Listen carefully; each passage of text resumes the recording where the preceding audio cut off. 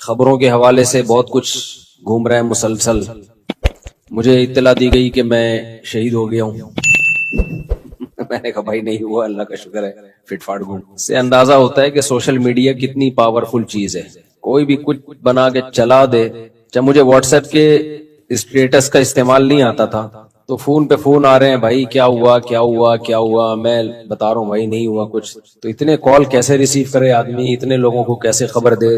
Face بک پہ post چلوائی تو پھر کسی نے مجھے بتایا کہ اسٹیٹس پہ لگا دو. What is status? تو میں نے ان کو اپنا موبائل دیا، انہوں نے موبائل پہ لگا دیا، میں خیریت سے ہوں، رپورٹ خیریت کی. تو سوشل میڈیا بہت ہی خطرناک چیز ہے. کچھ کا کچھ بنا کے چلا دو. مارکیٹ میں سب جب تک تردید ہوتی ہے اس وقت تک جنازہ بھی ہو چکا ہوتا ہے، پھر تردید ہوتی ہے کہ کسی اور کا جنازہ تھا، حضرت جی کا نہیں تھا. خیر دیکھو یہ تو ایک فیک نیوز تھی، جس نے یہ چلائی ہے وہ پھر ایک الگ مسئلہ ہے، وہ کیا ہے. خیر لیکن ایک دن یہ حقیقت بھی ہوگی. ہم سب کی نیوز چلے گی. آج رفیع بھائی کا انتقال ہو گیا، آج مفتی صاحب کا انتقال ہو گیا، آج باپ کا نام کیا ہے بھائی، اسامہ بھائی کا انتقال ہو گیا، سمی بھائی کا انتقال ہو گیا، شہنشاہ شیر شاہ بھائی کا انتقال، اور شہید تو ویسے ہی شہید ہو یار. آج شہید بھائی شہید ہو گئے یا انتقال ہو گیا. یہ سوچنا چاہیے کہ ایک دن ہم میں سے ہر شخص کا سچی مچی میں انتقال ہوگا. یہ کتنی بڑی حقیقت ہے جس سے ہم غافل ہیں. دیکھو کسی کی موت زندگی کوئی بہت بڑا واقعہ نہیں ہے. یہ دنیا چل رہی ہے، اسی پہ پبلک پیدا ہو رہی ہے، اور پلیٹ فارم سے جب پرانی گاڑی نکلتی ہے تو نئی گاڑی آتی ہے. یہ تو چلتا رہے گا، لوگ مرتے رہیں گے، جیتے رہیں گے. خلق الموت والحیات، قرآن کہتا ہے میں نے موت اور زندگی کو پیدا کیا. ہم لوگ اس کو بہت اہمیت دیتے ہیں، لیکن اللہ کہتا ہے یہ ہوگا بھائی، پیدا اسی لیے کیا ہے مارنے کے لیے. سب مریں گے، سب کی نیوز چلیں گی. نیوز نہ بھی چلے اخباروں میں تو پرسنلی تو نیوز چلتی ہے نا. کوئی نہ کوئی کسی کا باپ ہوگا، کسی کا چاچا ہوگا، کسی کا ماموں ہوگا، کسی کا پھپھا ہوگا. آج پھپھا کا انتقال ہو گیا. میں ایک دن سوچ رہا تھا بیٹھ کے کہ میری زندگی میں کون کون سے ایسے لوگ جن کی میری زندگی میں بڑی ویلیو تھی وہ دنیا سے جا چکے ہیں. ایک لمبی لسٹ سوچنا شروع کیا نا. ہمارے پڑوس میں رہتے تھے ہمارے والد صاحب کے دوست، علاقے کے کونسلر بھی تھے، اسلام صاحب نام تھا ان کا، بہت اچھی پرسنالٹی تھی. ہم ان کے گھر جایا کرتے تھے، کھیلا کودا کرتے تھے. ایک دن خبر آئی اسلام صاحب کا انتقال ہو گیا، ہارٹ اٹیک ہو گیا. ارے بھائی اتنی بڑی خبر تھی ہمارے لیے وہ یار. ابھی تو کل تو بیٹھے ہوئے دیکھا تھا ان کو، ان کے بچے بھی، ان کے بیٹے بھی. توقع نہیں تھی ان کو. بہت سخت اسٹریس میں گئے، ڈپریشن میں گئے. تھوڑے دنوں میں اجمیری بھائی ہمارے پڑوس میں رہا کرتے تھے، ہٹے کٹے جوان آدمی تھے، بالکل فٹ فاٹ، 35 سال عمر ہوگی. میں تھا، مجھے اطلاع آئی کہ بھئی اجمیری بھائی کا انتقال ہو گیا. ہم نے کہا اجمیری بھائی کا ہو نہیں سکتا انتقال یار، اجمیری بھائی تو فٹ فاٹ.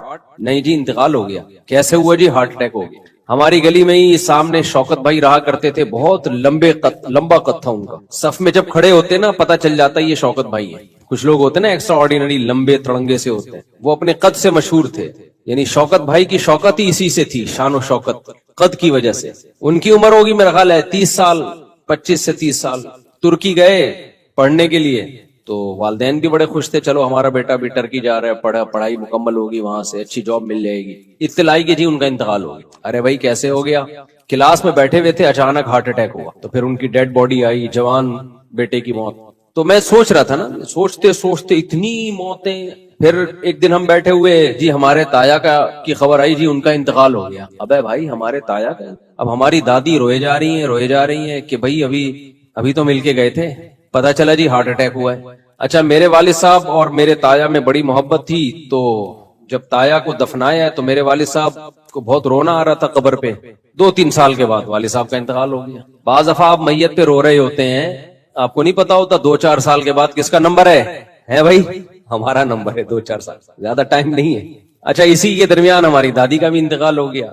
خبر آئی جی ہماری والدہ کی پھوپھی کا انتقال ہو گیا. خبر آئی جی ہمارے فلانے کا انتقال ہو گیا، ڈمکانے کا انتقال ہو گیا، یہ ہو گیا. گلی محلے میں جنازے اٹھتے اٹھتے اٹھتے اطلاع آئی کہ جی ہمارے مولوی صاحب کا انتقال ہو گیا، جو پوری کمنٹری کرتے تھے، جنازہ آ رہا ہے، جنازہ جا رہا ہے. ہزاروں جنازے پڑھائے انہوں نے، لیکن ہمیں اطلاع ملی کہ جی مولانا صاحب کا انتقال ہو. دھچکا لگا ہمارے دل پہ، کیونکہ کئی سال ان کے ساتھ 30 سال ہم نے ان کے ساتھ گزارے تھے.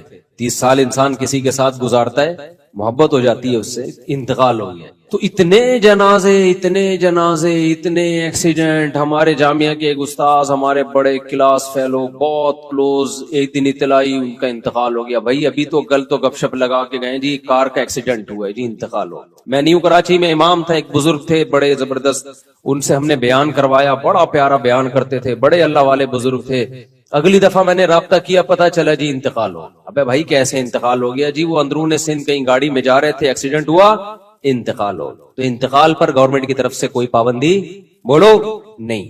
آپ کو یہ کیا بیان لے کے بیٹھ گیا؟ بھائی یہی تو بیان ہے، موت موت موت موت، الموت لیس منہ الفوت۔ ہر چیز سے بھاگ سکتا ہے انسان، موت سے کسی کا باپ بھی نہیں بھاگ سکتا۔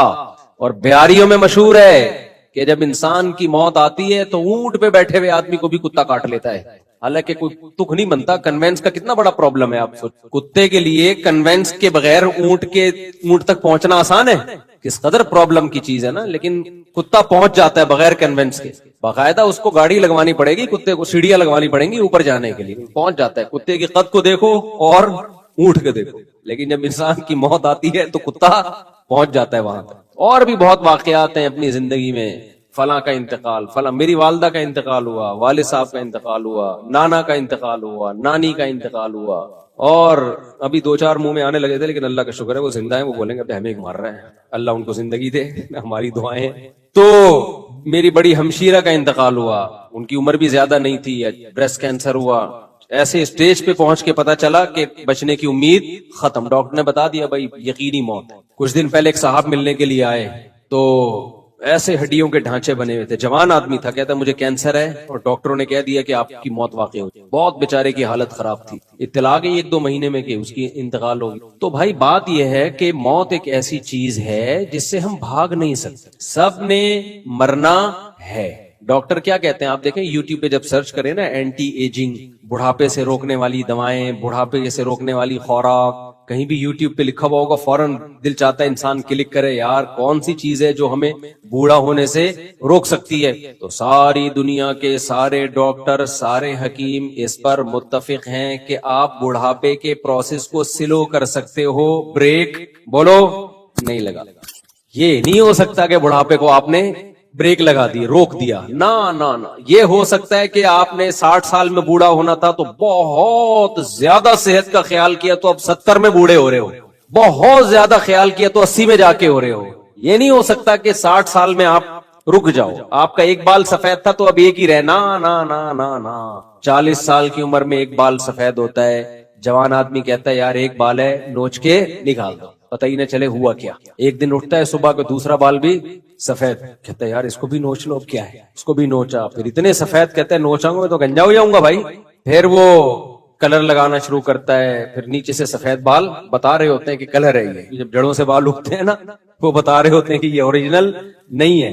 مچھلی کھاتا ہے، یہ کھاتا ہے، وہ کھاتا ہے، جو مرضی کر لو میرے بھائی، ایک دفعہ جب سفیدی آنا شروع ہوئی، سفیدی کی بریکیں کیا ہیں؟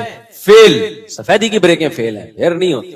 تو پیغمبروں کی یہی تو دعوت ہے بھائی، یہ جو قرآن مجید کی آیت ہے نا، اولم نعمرکم ما یتذکر فیہ من تذکر وجاءکم النذیر، اللہ کہتے ہیں جب جہنمیوں کو جہنم کے کنارے پہ لایا جائے گا جہنم میں ڈالنے کے لیے، تو آگ کو دیکھ کے وہ کہیں گے نا کہ یہ تو بہت سخت عذاب ہے، تو اللہ جواب میں کیا کہیں گے؟ کیا ہم نے تمہیں اتنی عمر نہیں دی تھی جس میں نصیحت حاصل کرنے والا نصیحت حاصل کر لیتا؟ کیا ہم نے تمہیں اتنی ایج نہیں دی تھی؟ وجاءکم النذیر، اور تمہارے پاس، ادھر توجہ میرے بھائی، اور تمہارے پاس ڈرانے والا بھی آ گیا تھا۔ یعنی اللہ کہیں گے ہم نے تمہیں اتنی عمر دی تھی کہ جس سے تم نصیحت حاصل کرنا چاہتے تو نصیحت حاصل ہو جاتی، پتہ چل جاتا صحیح غلط کیا ہے، یعنی عقل سے بھی تم فیصلہ کر سکتے تھے، لیکن تمہارے پاس ایک ڈرانے والا بھی آیا تھا۔ اب یہ ڈرانے والا کیا ہے؟ تو مفسرین نے بہت سارے مصداق اس کے بیان کیے ہیں کہ بہت ساری چیزیں ہیں جو انسان کو ڈراتی ہیں کہ موت کا وقت اب قریب ہے، اب انسان کا بچہ بن جا۔ فرمایا ان میں نذیر میں نبی صلی اللہ علیہ وسلم بھی ہے، نبی نے آ کے ہمیں ڈرایا بھی ہے، خوشخبریاں بھی دی ہیں، ان میں بڑھاپا بھی ہے، اور علماء نے اس میں لکھا ہے اس نذیر جو قرآن نے کہا نا تمہارے پاس ڈرانے والا آیا، اس میں سفید بال بھی ہیں. سب سے پہلی علامت جو آپ کو ڈرا رہی ہوتی ہے نا، جو ہم ڈرتے تو نہیں ہیں، ہم کچھ اور ہی کاموں میں لگ جاتے ہیں، وہ کیا ہے؟ بالوں کا سفید. یہ سب سے پہلی علامت ہے کہ اب آپ ریورس ہونا شروع. جتنا پاورفل ہونا تھا نا، قرآن کیا کہتا ہے بھائی؟ ہم نے ثم یخرجکم طفلا، اللہ جب تمہیں ماں کے بطن سے نکالتے ہیں تم کمزور ہوتے ہو. خلقکم من ضعف، کمزوری میں بنایا اللہ نے تمہیں، بہت کمزور. آہستہ آہستہ خوراک ملتی ہے، دودھ ملتا ہے، پراٹھے ملتے ہیں، ڈبل روٹیاں شکر ہے وہ بھی مل رہی ہیں آج کل، تبھی بچے ڈبل روٹی جیسے بن رہے ہیں. لیکن بہرحال پراٹھے ملتے ہیں، روٹیاں ملتی ہیں، آہستہ آہستہ بچہ کیا ہوتا ہے؟ پاور پکڑنا شروع. یہ پاور کب تک چلتی ہے؟ مینٹلی گروتھ بھی ہوتی ہے اس کی اور جسمانی گروتھ بھی ہوتی ہے. حتی اذا بلغ اشدہ وبلغ 40 سنۃ، 40 سال تک اپنی فل طاقت اور قوت کو پہنچ چکا ہوتا ہے. سمجھ میں نہیں آ رہی میرا خیال ہے بات؟ تبھی ماہرین کہتے ہیں نا پہنچتا تو 30 سال میں، کیونکہ 30 سال شباب کی انتہا ہے. 30 سے 40 سال تک تقریباً ایک ہی جیسی کنڈیشن رہتی ہے اس کی. تو مینٹلی گروتھ 40 سال تک انسان کی کمپلیٹ. اس لیے قرآن نے انسان کی جو لاسٹ ایج ہے نا، جس کے بعد اب اس نے ڈھلکنا ہے، اب ریورس ہونا ہے، وہ کون سی ایج کو قرار دیا ہے؟ تو گنہگار کہے گا ان تقول نفس یا حسرتا علی ما فرطت فی جنب اللہ، ہائے افسوس کہ میں اللہ کے بارے میں بہت سخت کوتاہی میں مبتلا رہا. یہ قرآن بیان کرتا ہے نا کہ تمہاری کیفیت کیا ہوگی اس وقت، بلکہ قرآن یہ بیان کرتا ہے جب موت کے وقت تم برزخ کی زندگی اپنی آنکھوں سے دیکھو گے تو اس وقت تمہاری کیا کیفیت ہوگی. دیکھیں، ایک تو مرتا ہوا انسان ہمیں نظر آ رہا ہوتا ہے، لیکن ایک مرتے ہوئے انسان کو بھی کوئی کچھ نظر آ رہا ہوتا ہے جو ہمیں نظر نہیں آتا اور نہ وہ ہمیں بتا سکتا ہے. جیسے جو آدمی بستر پہ لیٹ جائے سونے کے لیے، تو ایک پوزیشن تو یہ ہوتی ہے جس میں وہ مکمل جاگ رہا ہوتا ہے، جس میں ہم سے اس کا رابطہ ہوتا ہے. ایک پوزیشن یہ ہوتی ہے جس میں وہ گہری نیند سو رہا ہوتا ہے، اس کا ہم سے رشتہ ڈسکنیکٹ ہو چکا ہوتا ہے، ہم سے کوئی رابطہ اس کا نہیں ہوتا. ہم اسے ہنسنے کی بات کریں ہنسے گا نہیں، رلانے کی بات کریں روئے گا نہیں. کتنی خطرناک خبر دیں اس پر کوئی اثر نہیں ہوگا. لیکن ہمیں یہ لگ رہا ہوتا ہے کہ یہ بے ہوش ہے، مگر وہ ایک الگ دنیا میں گھوم رہا ہوتا ہے. وہ جس دنیا میں گھوم رہا ہوتا ہے اس کے خواب کہا جاتا ہے، عالم خواب. وہ یہ سمجھتا ہے کہ یہ حقیقت ہے اس خواب کو.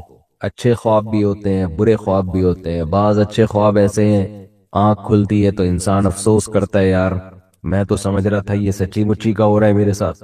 بعض برے خواب ہوتے ہیں، انسان کی آنکھ کھلتی ہے، شکر ادا کرتا ہے، اللہ تیرا شکر ہے کہ یہ خواب تھا، اے اللہ تیرا شکر ہے یہ خواب تھا. لیکن خواب میں اس کو یہ احساس نہیں ہوتا کہ میں خواب دیکھ رہا ہوں.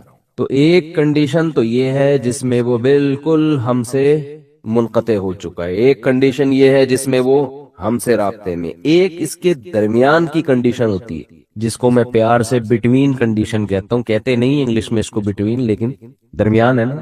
دیسی انگلش ایسے ہی ہوتی ہے، کوئی بھی لفظ ادھار لے کے کہیں بھی لگا دو. تو بالکل درمیانی کنڈیشن کیا ہوتی ہے جس میں وہ آدھا جاگ رہا ہوتا ہے اور آدھا سو رہا ہوتا ہے. کچھ یہاں کی بھی سن رہا ہوتا ہے، ہمیں لگتا ہے کہ یہ سویا نہیں ہے ابھی، لیکن تھوڑا غائب دماغ بن چکا ہوتا ہے. کچھ چیزیں اس کو وہاں کی خواب کی نظر آ رہی ہوتی ہیں. بالکل یہی کنڈیشن قرآن و سنت سے پتا چلتا ہے کہ جب انسان کی موت واقع ہونے والی ہوتی ہے تو ایک کنڈیشن یہ ہوتی ہے جس میں وہ مکمل حی ہے، مکمل زندہ ہے، جس میں وہ ہم سے بات چیت کر رہا ہوتا ہے. ایک کنڈیشن یہ ہوتی ہے جس میں وہ مکمل اس کی ڈیتھ ہو چکی ہوتی ہے، اس میں ہمارا اس سے کوئی رابطہ نہیں ہے. اس پہ جو گزر رہی ہے وہ جانے اور اللہ جانے. جیسے حضرت عمر نے فرمایا نا کہ حدیث میں آتا ہے نا کہ جو برا آدمی ہے جب اس کی میت کو قبر کی طرف لے کر جاتے ہیں تو کہتا ہے کہ تم مجھے کہاں لے کے جا رہے ہو، اور اچھے آدمی اچھا کیا کہتا ہے، مجھے جلدی لے کر جاؤ. یہ برزخ کی باتیں ہیں جو وہ خود دیکھ رہا ہے. لیکن ایک حالت مرنے والے کی ایسی ہے جس میں وہ آدھا عالم برزخ میں اور آدھا عالم دنیا میں. اس کنڈیشن کو سکرات موت کہا جاتا ہے. سمجھ رہے ہیں بات کو؟ کیونکہ یہاں شرعی احکام چینج ہو جاتے ہیں. شریعت میں کچھ احکام ایسے ہیں کہ ابھی اس کا حکم کچھ اور ہے، مرنے کے بعد کچھ اور ہے. تو جب انسان مکمل حیات میں ہو تو اللہ نے اس کے لیے توبہ کا دروازہ کھولا ہوا ہے، چاہے اس کو 100% یقین ہو جائے کہ میں نے کل مرنا ہے یا 1 گھنٹے بعد مرنا ہے، لیکن توبہ کا دروازہ اس کے لیے بولے کھلا ہوا۔ ایک آدمی نے ساری زندگی گناہوں میں گزاری، کفر میں، الحاد میں، شرک میں، خدا کا انکار کرتا رہا، اللہ کے ساتھ شرک کرتا رہا، شراب پیتا رہا، زنا کرتا رہا، 90 سال گزار دیے اس نے۔ اب اسے ڈاکٹروں نے بتایا کہ آپ کی ڈیتھ ہونے والی ہے، آپ کینسر کے مریض ہیں، آپ کا زہر یہاں تک پھیل گیا ہے، یا کوئی اور بیماری ہے جس میں زہر پھیلتا ہے، یہاں تک پھیل گیا کہ 24 گھنٹے میں کے اندر اندر آپ کی ڈیتھ ہو جائے گی۔ یہ بھی اب توبہ کرے گا تو اللہ اس کی توبہ قبول کریں گے، یہ اللہ کا وعدہ ہے۔ دل سے کرے توبہ، یہ والی توبہ نہ ہو کہ اگر نہیں مرا تو ٹھیک ہے پرانا اسٹائل، مر گئے تو توبہ تو کی بھی ہم نے۔ وہ بھی پھانسی والا بھی ایسا ہی ہے، 90 سال میں اس کو پھانسی کی سزا سنا دی گئی۔ یہ پھانسی والی مثال اور آسان ہے، اس کو پھانسی کی سزا سنا دی گئی اور اسے بتایا گیا کہ 6 مہینے بعد آپ کو ہینگ کر دیا جائے گا، لٹکا دیا جائے گا۔ کہ ایک شخص 90 سال کی عمر، اس کی ساری زندگی قتل میں گزری، ڈکیتیوں میں گزری، ظلم میں گزری، کورٹ نے فیصلہ کیا جو کہ نہیں کرتی عام طور پہ، لیکن کر دیا کہ اس کو پھانسی پہ لٹکایا جائے، 6 مہینے بعد لٹکایا جائے گا۔ اسے لوگوں نے آ کے بتایا توبہ کر لے، گناہ سے معافی، کہہ رہے نہیں کروں گا توبہ۔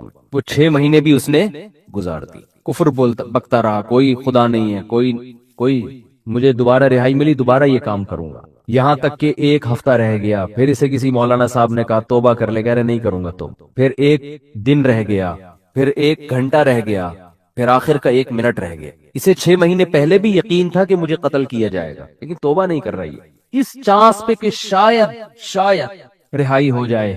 بعض لوگ زبان کے بڑے پکے ہوتے ہیں، چاہے وہ کافر ہی کیوں نہ ہو، کہتے ہیں جیسے ہم اندر سے ویسے ہی ہم باہر سے۔ جیسے نبی صلی اللہ علیہ وسلم کے چچا ابو طالب تھے نا، موت کے وقت کلمہ نہیں پڑھا، انہوں نے کہا نہیں، اب اگر میں پڑھوں گا لوگ کہیں گے ساری زندگی جس دین پر قائم رہے موت کے ڈر سے، تو میں نہیں پڑھوں گا کلمہ، جیسا جو میں ہوں اندر سے ویسے ہی میں کیا ہوں۔ ان کی ایک رائے تھی کہ میں جیسا رہا ہوں ویسا ہی رہوں گا میں۔ ہمارے نبی کو بہت افسوس ہوا، بہت غم ہوا، اللہ نے فرمایا انک لا تہدی من احببت، اے محمد صلی اللہ علیہ وسلم جس سے آپ کو محبت ہے، ہدایت کا اختیار آپ کے ہاتھ میں نہیں ہے۔ یہ نہیں کہ آپ کو جس سے محبت ہے آپ اس کو ہدایت بھی دے دیں، یہ نہیں ہو سکتا۔ ہدایت تو جو چاہے گا اسے ملے گی، اور یہ اللہ کے ہاتھ میں ہے۔ حضرت بلال کا نبی سے کوئی رشتہ نہیں، غلام، رنگ بھی سیاہ، قوم بھی الگ، غلام، ان کو ہدایت مل گئی، چاہت تھی ان کے دل میں، طلب تھی۔ تو بعض ایسے ہوتے ہیں کہ وہ اقرار نہیں کرتے، وہ کہتے ہیں موت کے وقت بھی ہم نہیں، حالانکہ موت کے وقت ان کو یہ ہوتا ہے کہ شاید اسلام نے جو کچھ کہا ہو وہ سچ کہا ہو، لیکن وہ کہتے ہیں نہیں، جس پہ ہم زندگی میں رہے اسی پہ رہیں گے۔ تو یہ جو 90 سالہ شخص تھا جس نے سینکڑوں انسانوں کو قتل کیا، ہزاروں کو قتل کیا، خدا سے بغاوت کی، اللہ کے وجود کا انکار کیا، اس سے بڑا مجرم دنیا میں کوئی نہیں ہو سکتا تھا۔ اسے بتایا گیا 6 مہینے بعد تمہیں لٹکا دیا جائے گا۔ لوگوں نے کہا توبہ کر لے، اس نے کہا کہ نہیں، کیونکہ اس کو یہ تھا کہ شاید میں رہا ہو گیا، 1% چانس ہے، تو میں نے تو وہ بدماشیاں دوبارہ کرنی ہے، پھر میں کس منہ سے لوگوں کے پاس جاؤں گا؟ لوگ کہیں گے اچھا پہلے اسلام باطل تھا اب اسلام صحیح ہو گیا۔ اس نے ڈیلے کی، اس نے کہا نہیں، یہاں تک کہ اس کو لٹکانے میں 1 منٹ باقی ہے، 1 منٹ، اس کو یقین ہو گیا میری زندگی صرف کتنی دیر کی ہے، 1 منٹ کی۔ اب رہائی کی تمام اپیلیں مسترد ہو چکی ہیں، لیکن ہے پورا زندہ، ابھی عالم برزخ کو اس نے اپنی آنکھوں سے دیکھا نہیں۔ اب اگر یہ توبہ کر لے، بالکل پھانسی کے پھندے کی طرف جا رہا ہے، اس کو جلاد لے کے جا رہا ہے لٹکانے کے لیے، یہاں تک کہ اسٹول پہ اس کو کھڑا کر دیا، اس وقت بھی اگر یہ توبہ کرے گا تو اللہ کا وعدہ ہے اس کی توبہ اللہ قبول۔ لیکن اس توبہ میں شرط یہ ہے کہ یہ دل میں ارادہ ہو کہ اگر بالفرض چھوٹ گیا، میں قدرت کی طرف سے کچھ بھی ہو گیا، تو میں دوبارہ پرانی زندگی کی طرف نہیں لوٹوں گا۔ یہ دل کی حالت تو اللہ ہی جانتا ہے نا، یہ پکا عزم دل سے ہو اور زبان سے اقرار کرے کہ اللہ میں اسلام کو قبول کرتا ہوں، میں تیرے وجود کا قائل، تیری توحید کا قائل، تیرے پیغمبروں کا قائل، مجھے اگر رہائی مل گئی تو میں دوبارہ اس پرانی زندگی کی طرف نہیں آؤں گا۔ حالانکہ رہائی ملنے کا کوئی چانس نہیں ہے، قرآن سے، صحیح احادیث سے، متواتر احادیث سے اہل سنت والجماعت کا عقیدہ ہے کہ اس وقت 1 سیکنڈ کی توبہ اللہ اس کے تمام گناہوں کی دیوار کو گرا ڈالے گی۔ وجہ کیا ہے؟ اس نے ابھی تک آخرت دیکھی، اللہ اس کو بخشنے کا بہانہ کیا تلاش کرے گا؟ ہو سکتا ہے فرشتے اعتراض کریں، اللہ تو موت کا یقین ہے اس کو، اس کی توبہ کس بات کی؟ اللہ کہیں گے موت کا تو یقین ہے، لیکن فرشتے اور آخرت اس نے اپنی آنکھوں سے غیب پر ایمان ہے، اور غیب پر ایمان اللہ قبول کرتا ہے۔ بہت سے لوگ اس کنڈیشن میں بھی توبہ نہیں کرتے، بلکہ زیادہ تر تو نہیں کرتے۔ بہت مشکل ہے بھائی بات سمجھنا، کیسے کیا زیادہ تر لوگ اس کنڈیشن میں توبہ کرتے ہیں؟ بولو نہیں کرتے۔ جاؤ ہسپتالوں میں کینسر کے مریضوں کو جا کے دیکھ لو، جیسے تھے ویسے کے ویسے ہی ہیں۔ غیر مسلموں کو دیکھ لو، بسترے مرگ پہ تڑپ رہے ہوتے ہیں، جو بت پرست تھا وہ بت پرستی میں ہی مرتا ہے، پھر بھی نہیں کرتا توبہ۔ تو یہ بھی بہت 1% تہجد کا بہتر طریقہ سنت یہ ہے کہ پہلے نیند کی جائے، تھوڑی دیر سوئے جائیں، پھر اس کے بعد رات کے آخری حصے میں اٹھ کے آپ نماز پڑھیں، اور اس میں نبی صلی اللہ علیہ وسلم سے مختلف رکعتیں منقول ہیں۔ تو بہتر یہ کہ 8 رکعتوں کا معمول بنایا جائے، لیکن اگر کوئی 2 رکعت پڑھتا ہے، 4 پڑھتا ہے، 6 پڑھتا ہے، وہ بھی جائز ہے، اور اس سے 8 سے زیادہ بھی پڑھ سکتا ہے۔ اور وتر جو ہے تہجد کے بعد پڑھے جائیں۔ اگر جس کو یقین ہو کہ تہجد میں اٹھے گا وہ، تو اس کو چاہیے کہ وتر وہ تہجد کے بعد پڑھے، اور اگر آپ کو ڈاؤٹ ہے کہ پتہ نہیں آنکھ کھلے گی نہیں کھلے گی، پھر وتر پہلے پڑھ لیں اور پھر تہجد رات کے آخری حصے میں اٹھ کے پڑھ لیں۔ میں ایک واقعہ سناتا ہوں، شاید حضرت ڈاکٹر عبدالحی رحمہ اللہ یا